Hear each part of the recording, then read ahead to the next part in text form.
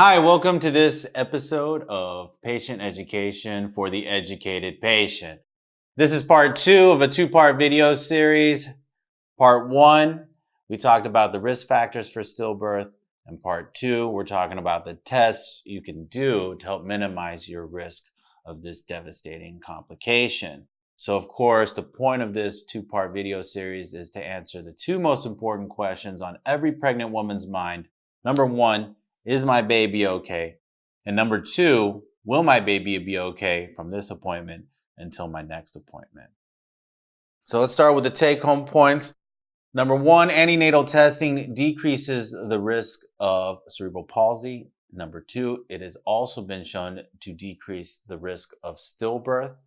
And number 3, there are different prenatal tests to check if the baby is okay. So please don't let antenatal testing be a source of frustration for you. It's done for good reason. And there's also a lot of variation between patients, their risk factors, when to do tests, what tests to do, how frequently to do them. It can vary by doctor, by hospital, by region. It can vary even between different pregnancies for the same patient.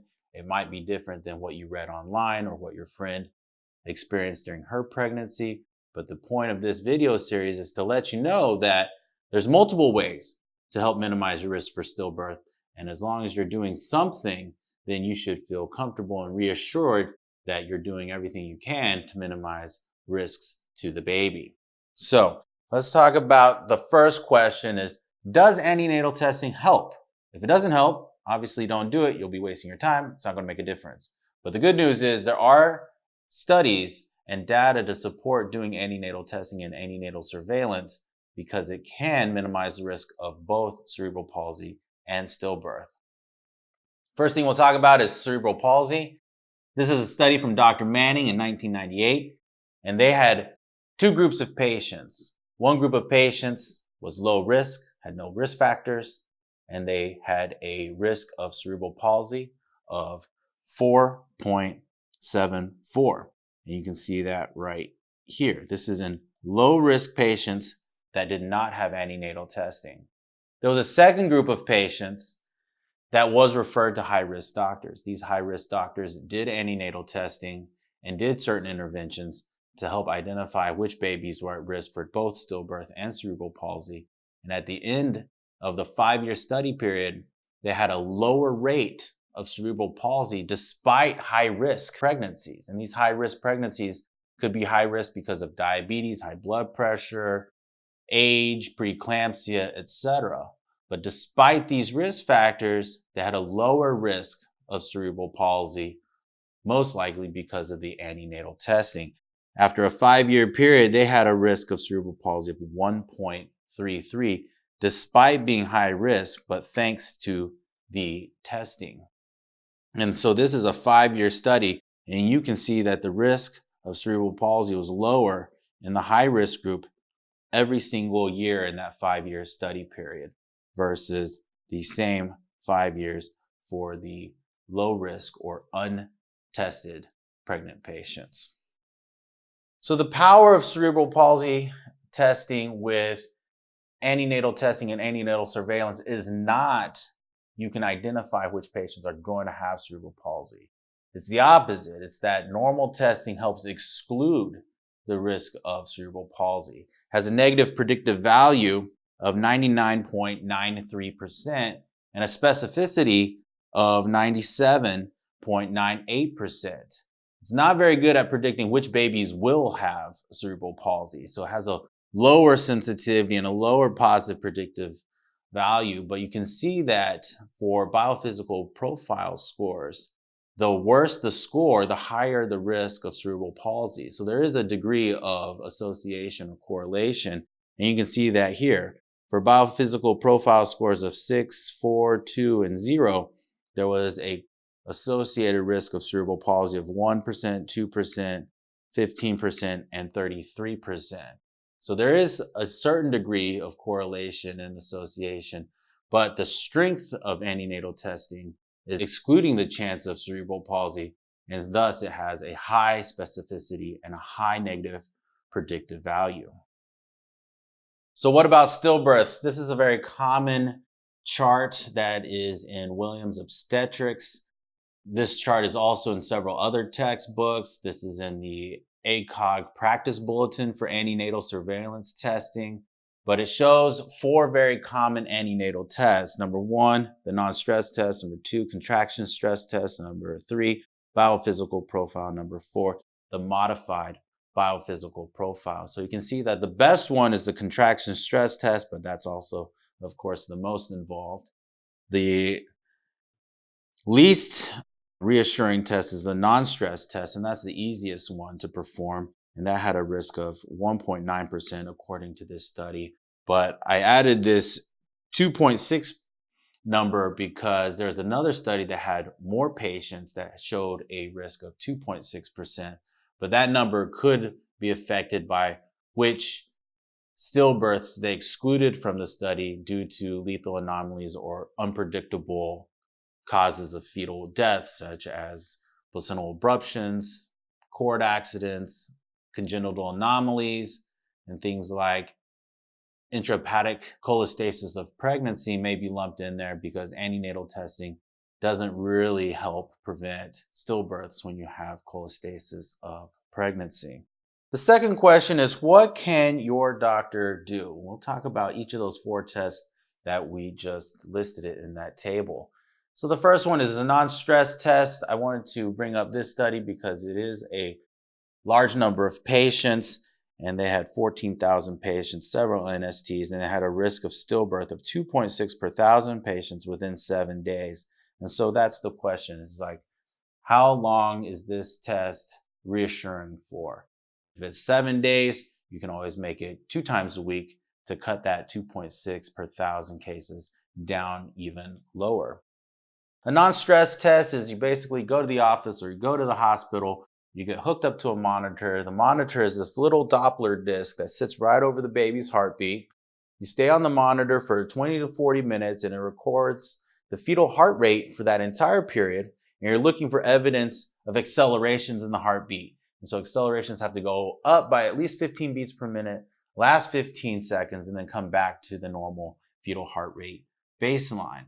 And that's a good sign that the baby has an intact sympathetic nervous system. And again, does provide a lot of reassurance that the baby's going to be okay for at least 7 days. If you're worried that that's not enough testing, you could do it every other day, 2 times a week. It is very flexible. Sometimes when you're admitted to the hospital, we'll do this once every single day or twice a day every single day. So there is a certain degree that you can improve the test's ability to screen for stillbirth by increasing the frequency. Second test is the biophysical profile. This is a non-stress test, which we just talked about, combined with an ultrasound. There's 4 elements on the ultrasound that can be seen on the baby, which include the fetal movements, fetal tone, fetal breathing, and also amniotic fluid level assessment or the amniotic fluid volume assessment. And so these 5 different scores are then combined to a total biophysical profile. But one of the advantages of the biophysical profile is if you see all 4 elements on ultrasound, then the non-stress test doesn't have to be done because it's not going to add anything more to the reassurance that that baby is going to do okay. So you either do all 4 elements on the ultrasound, or you can combine it with the NST if one of those elements is not seen, such as fetal movement or fetal breathing or good fetal tone. But amniotic fluid volume is one of those things that a little trickier and probably requires closer reassessment or follow-up or intervention. So the second thing is the modified biophysical profile. This is a non-stress test in addition to an ultrasound assessment of the amniotic fluid level. So if both of them are normal, it's equivalent to doing all 5 parts of the biophysical profile. And so there's no advantage to doing one versus the other. For example, in our office, we usually start with a biophysical profile. So we'll start with an ultrasound. We'll put the ultrasound on the patient's abdomen, start scanning the baby, look at the amniotic fluid level. If the amniotic fluid level is normal, then we start looking for fetal breathing, fetal tone, fetal movement. But if the baby's sleeping, it may be 20 to 40 minutes before you can complete that biophysical profile to see all the normal elements. So an alternative is to document the normal amniotic fluid level. Then we move the patient to the non-stress test room, hook her up to the fetal monitor, record the fetal heart rate for 20 to 40 minutes, and look for a reactive NST.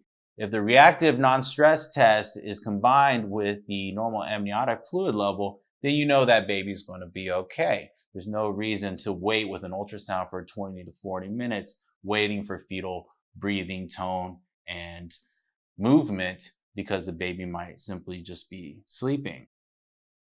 The last test is the contraction stress test. This is often done on labor and delivery. I've never done it in the office, but a contraction stress test means that you actually give the baby some contractions from the uterus, because that is very stressful for the baby and the placenta. And if the baby can tolerate that, then you know the baby's in good shape. And so the threshold for knowing that you're having enough stress on the baby is that you want at least 3 contractions in a 10-minute window, each contraction lasting at least 40 seconds. And if the baby's heart rate tolerates these contractions without any decelerations, then you know that baby's going to be okay and that patient can stay pregnant. And again, this is the most involved test because you have to induce those contractions with either nipple stimulation or IV medications with Pitocin or oxytocin. And so a lot of times this is done on labor and delivery. So the trade-off is it is a lot more work to do a CST for both the patient, the hospital, the physician, the nurse, but it provides the best reassurance that the baby is going to be okay and it is safe to stay pregnant. Again, here's that chart once again, and you can see the non-stress test, contraction stress test, biophysical profile, modified biophysical profile, and the subsequent risks of stillbirth within 7 days of normal testing. But remember, if the concern is that the risk of stillbirth is still too high based on these tests, then you can always increase the frequency of the testing. Like I said, non-stress tests don't have to be done once a week. They can be done twice a week. They can be done every other day. And sometimes when patients are admitted to the hospital, we'll do a non-stress test once a day, twice a day. Sometimes the patients stay on the fetal monitor 24/7. So you can always increase the frequency of testing to help further decrease the risk of stillbirth. The other question is, what can you do? What can you do at home? These are all tests that you do in the hospital and in the office, but what can patients do without any equipment or monitoring devices? That's where fetal kit counts come in. It's a little bit controversial whether fetal kit counts will work. One group's opinion will be that fetal kit counts will only identify babies after a stillbirth has occurred. The other group will say that there is data to show that the decreased fetal movement will precede the stillbirth event by several days. So you do have a window of opportunity to intervene and do something about it and save that baby's life. The other thing that makes fetal kit counts a little bit confusing and hard to interpret is that there's a variety of methods of doing fetal kit counts. So if you don't standardize the method, then it's very hard to interpret the data. One such way of doing fetal kit counts, and this is from the American College of Obstetrics and Gynecology Practice Bulletin, is for the patient to lay on her side for a period of about 20 minutes and count fetal kit counts. Within about 21 minutes, you'll usually feel about 10 movements. If the baby hasn't moved 10 times, you just keep waiting. And if 2 hours goes by and the baby still hasn't moved 10 times, well, that's abnormal and that needs to be checked out right away. So again, back to the take-home points. Antenatal testing can decrease the risk of cerebral palsy and stillbirth. There's a variety of different prenatal tests out there, so don't let that drive you nuts. The antenatal testing does work, and like I said, you can increase the frequency of it. You can tailor the antenatal testing and antenatal surveillance to the individual. It can be done outpatient, it can be done inpatient, And so there's a variety of ways to make sure that your patient's baby is going to be okay at that time, or until you see them again in 2 to 3 days, or in 7 days, or in 2 weeks. Hopefully you found this helpful. This is the end of the 2-part series. If you have any questions, of course, leave them in the comments section. We'll see you at the next episode. Until then, take care, stay healthy, and stay educated. Thank you for watching this episode of Patient Education for the Educated Patient. I hope you found this content both helpful and meaningful, and that you'll be able to use it to live a healthier life. If there's any questions, please leave them in the comments section below. I do welcome feedback, so please also leave me any comments or suggestions in the comments section. Please subscribe and turn on the notifications, and I hope to see you at the next episode. Until then, stay healthy and stay educated.